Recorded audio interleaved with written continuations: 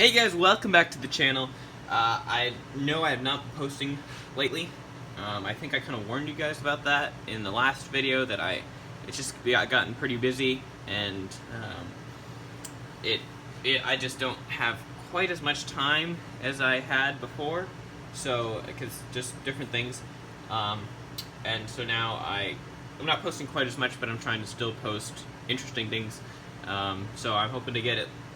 Hopefully another 2 videos out, or I might do a series, so 2 series or 2 videos out over the end of the summer and fall.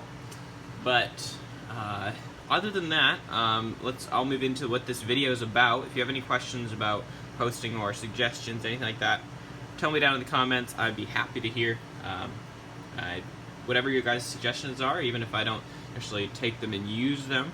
I will be very happy to hear what you guys have to say. So, on to the video. As you guys saw, I was at the 2019 NMRA National Convention and Train Show last week. I was only there Thursday for the end of the convention. I was there, I think we got to the show around noon-ish, 12:30. And then Friday, was there all day for the train show. It was really cool, got some great products, saved quite a bit of money, and got everything. Really, I was very blessed to get everything that I went there hoping to get. So I'm very happy about that. Saturday, we went out to where the Golden Spike was. We saw the number 60 and 119, and number 119 in the Central Pacific was number 60, and the 119 is the Union Pacific one, where the Golden Spike was driven 150 years ago for the Transcontinental Railroad, which basically connected the United States of America.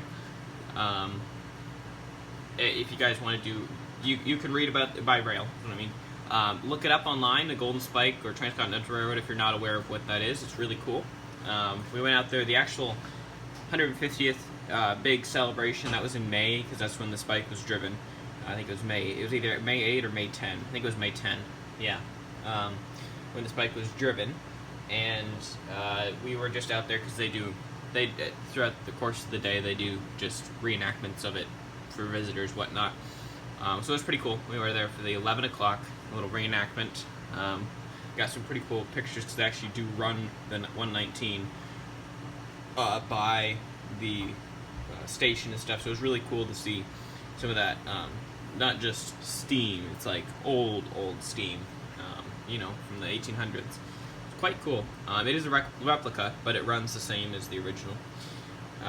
So that was really cool, and then we went out, we went to Great Salt Lake, which was really cool.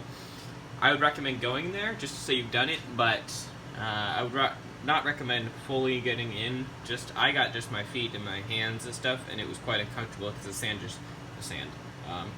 the salt just dries all over and it just cracks, and it's quite uncomfortable. But you got to say you've done it. I don't even know if I could have got fully in because there was no real. It's a very shallow lake. We were at the north end, at least. I'm not sure about the south end. But as far as I know, it's quite a shallow lake, so I don't know if I could have fully got in, but do it if you're there, just say you've done it, but it's not something I'd want to go back to every single time. That was really cool, and then we ended up driving almost across that whole northern part. Well, no, we got almost, in the end, we got almost to Wyoming, and then we headed back to Salt Lake.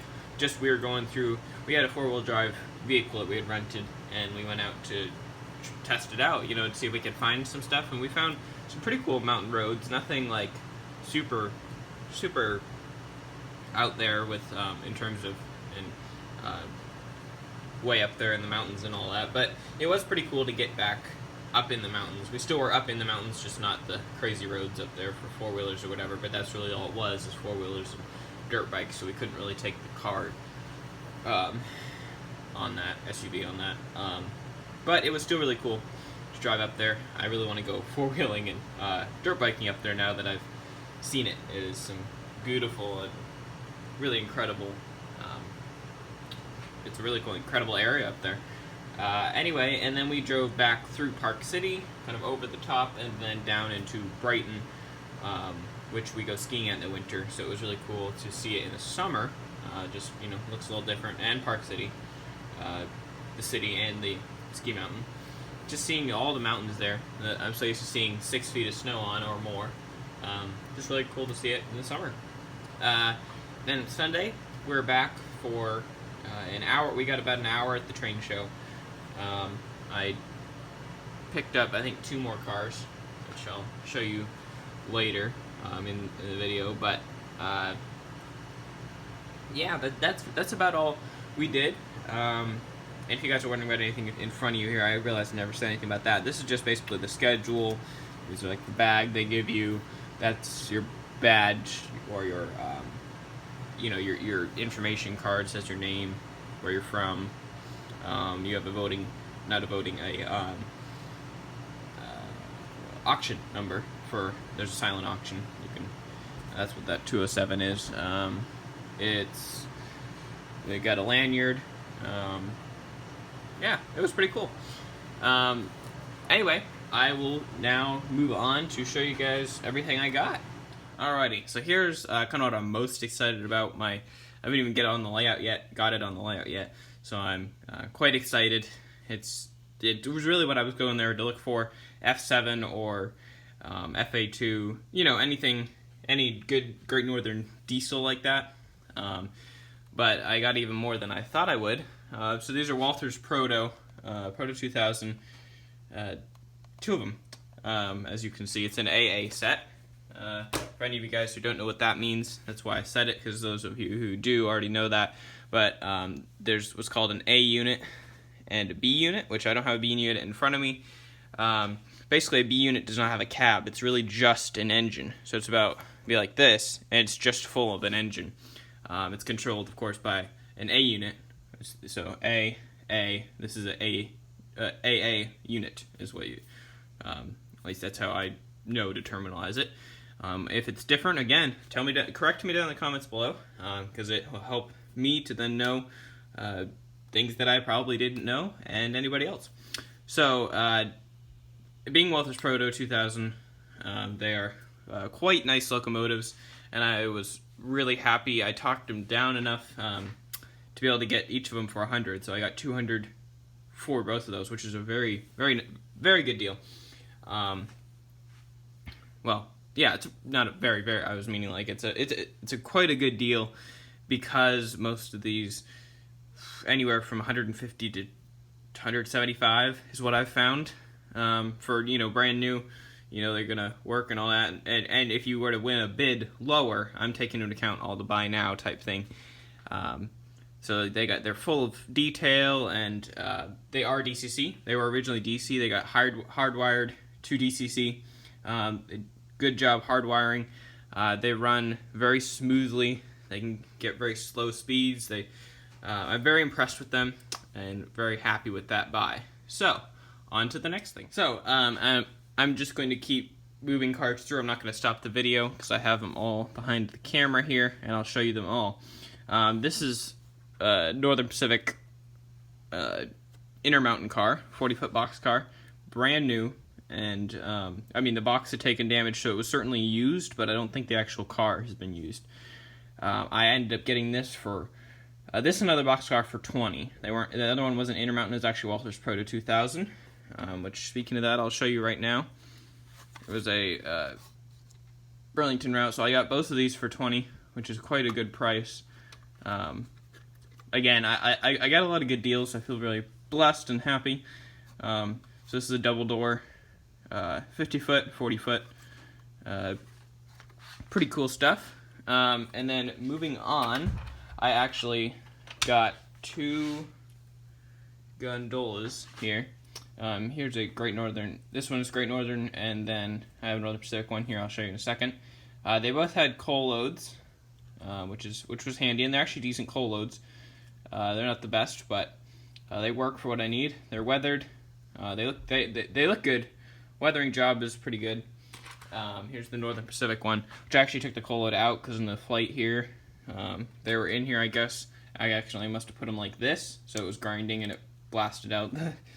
Kind of took the coal load out, so now I have a bunch of extra coal. But this one is just going to run empty with some coal remnants in there. I haven't totally finished, I think, kind of touching up the coal and all that. I may add some more. As you can see, it's still sliding around in there. But anyway, this one's North Pacific, which is pretty cool. Anyway, all this stuff, I believe I got it all. It's got metal wheels, good couplers, except for the locomotives. I'm going to probably need to change those couplers. I'm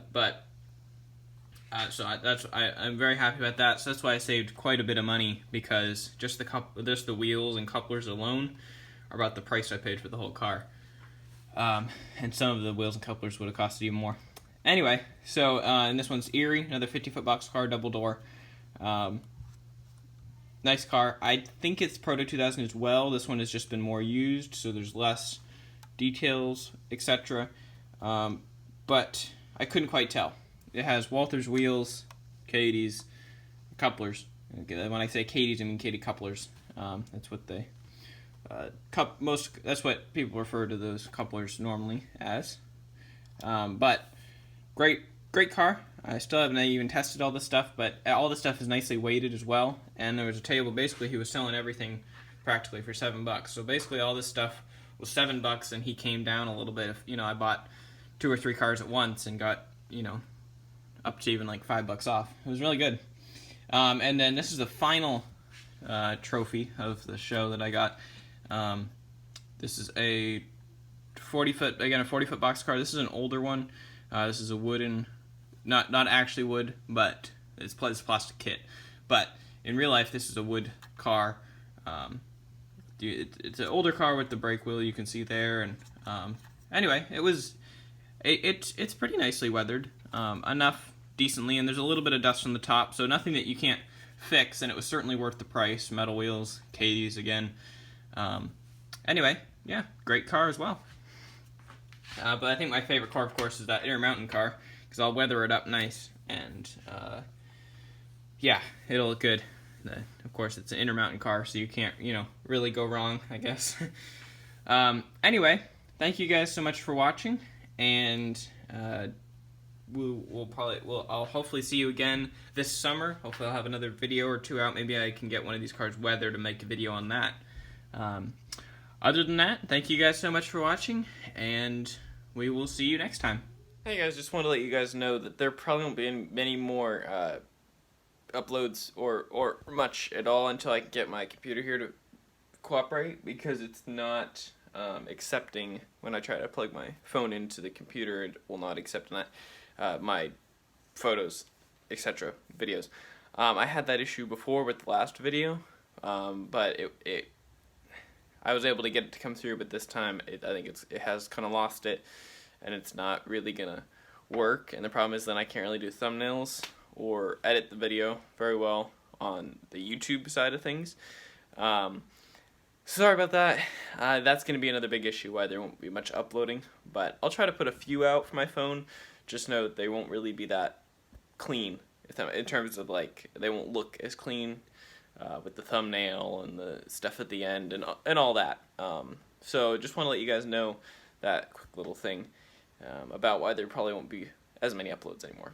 So, because it's a big hassle with my computer, just because it's slow as well, so it crashes, sites will crash, and etc. So anyway, well, thank you guys so much for watching. Make sure to comment down below if you guys have any questions about this video, or maybe you have some tips and you're just curious about what's going on here. But I'd be happy to hear. Thank you guys so much for watching. We'll see you next time.